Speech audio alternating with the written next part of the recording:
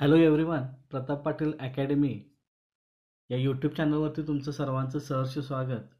So today's we are discuss here chemical equation म्हणजेच रासायनिक समीकरण. So let us first look at a chemical reaction in the activity 2. A colourless solution of zinc sulphate in bracket ZnSO4 is formed on addition of zinc dust to the blue solution of copper sulfate in bracket CuSO4, and this chemical reaction can be written in brief as follows. तर या ठिकाणी आपल्याला कृती 2 मध्ये एक रासायनिक अभिक्रिया दिलेली आहे. कॉपर सल्फेटच्या निळ्या रंगाच्या द्रावणात जस्ताची पूड घातल्यानंतर झिंक सल्फेटचं रंगहीन द्रावण तयार होतं आणि ही रासायनिक अभिक्रिया पुढील प्रमाणे आपल्याला संक्षिप्त रूपात या ठिकाणी मांडता येतं. aqueous solution of copper sulfate plus zinc dust gives aqueous solution of zinc sulfate plus copper. This is the equation first. तर अशा प्रकारे शब्दांच्या स्वरूपात केलेल्या रासायनिक अभिक्रियेच्या साध्या मांडणीलाच शाब्दिक समीकरण म्हणतात.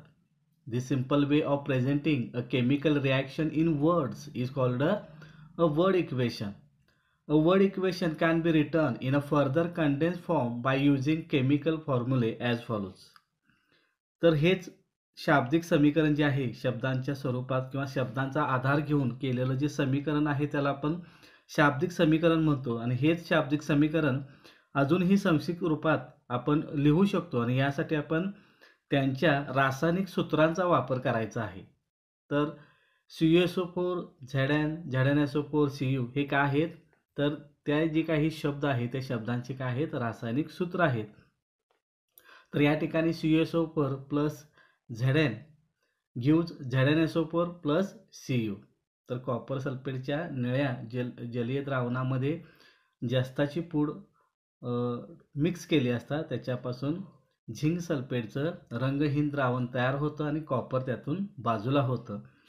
The representation of a chemical reaction in a condensed form using chemical formulae is called as chemical equation. तर अशा प्रकारे रासायनिक सूत्रांचा वापर करून रासायनिक अभिक्रियेच्या संक्षिप्त रूपात केलेल्या मांडणीलाच रासायनिक समीकरण असे म्हणतात.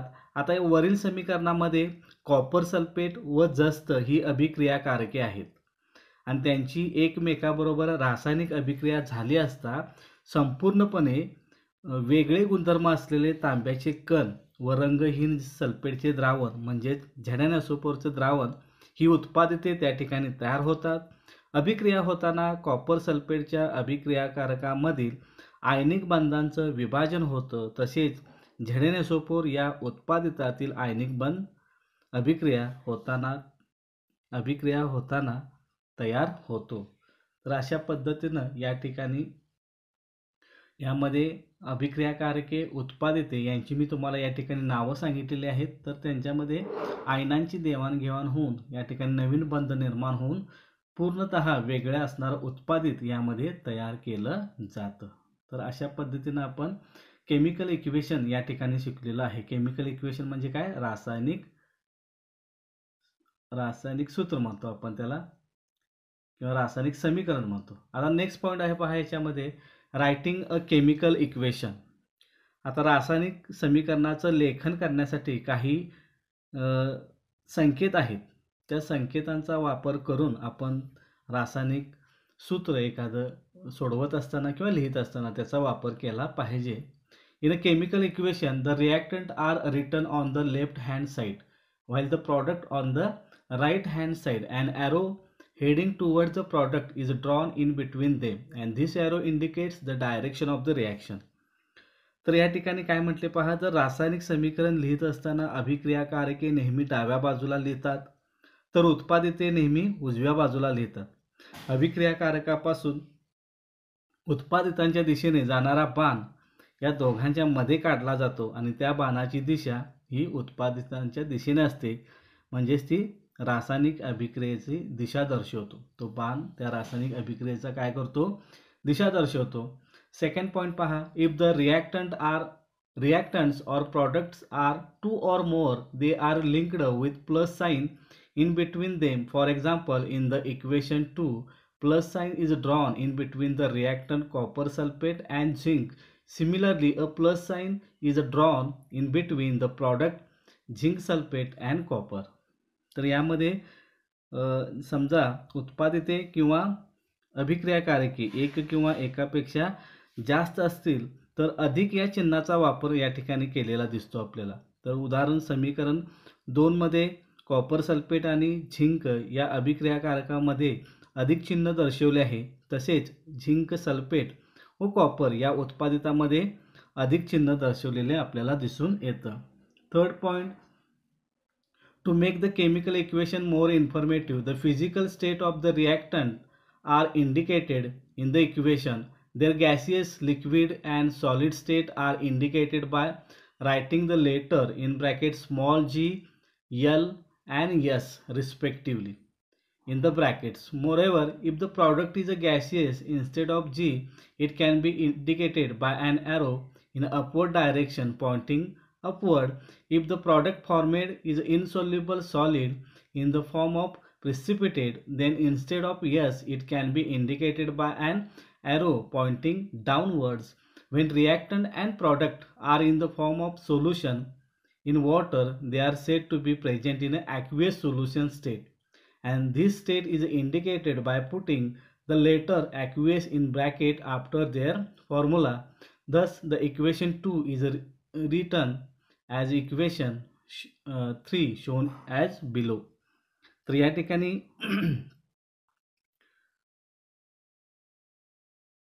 रासायनिक समीकरण जास्त माहितीपूर्वक बनवण्यासाठी अभिक्रियाकारके आणि उत्पादिते यांच्या भौतिक अवस्था समीकरणामध्ये नमूद केल्या जातात आणि त्या अवस्था म्हणजेच वायुरूप, द्रवरूप व स्थायीरूप अवस्था अनुक्रमे स्मॉल जी, स्मॉल एल, स्मॉल एस ही अक्षरे कंसामध्ये लिहून दर्शवली जातात.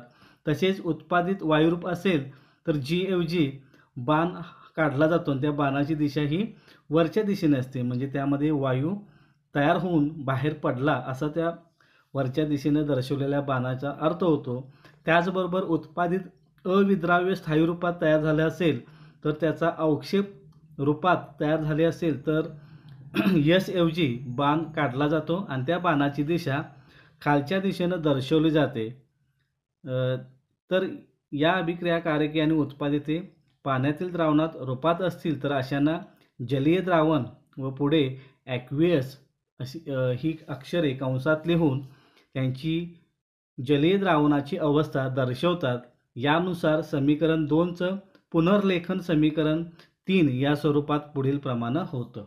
ते कसं पहा, तर copper sulphate in aqueous form plus Zn in a solid form then gives ZnSO4 in aqueous form plus copper in a solid form. तर त्यांच्या ज्या अवस्था आहेत त्या कंसामध्ये दर्शवल्या जातात.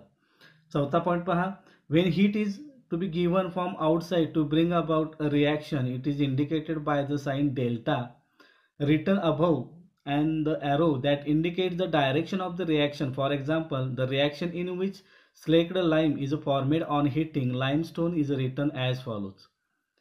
तर या ठिकाणी जेव्हा रासायनिक अभिक्रिया घडण्यासाठी बाहेरून उष्णता द्यावी लागते तेव्हा ते अभिक्रिया दर्शक बाणाच्या वर डेल्टा हे चिन्ह काढून दर्शवतात. उदाहरणार्थ चुनखडी तापवल्यानंतर चुनखडी तयार होते.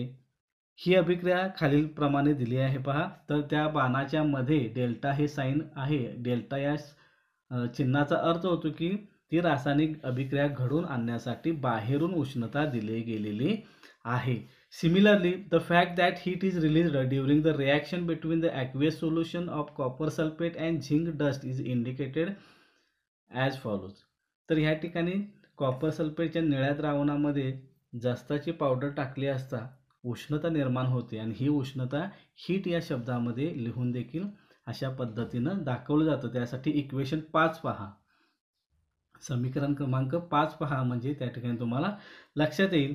Then next point 5, it is necessary to fulfill certain conditions like specific temperature, pressure, catalyst, etc. to bring about some reaction. These conditions are indicated below or above the arrow indicating the direction of the reaction. For example, the reaction of vegetable oil takes place at the temperature of 60 degrees Celsius with hydrogen gas in presence of nickel catalyst and is return as follows.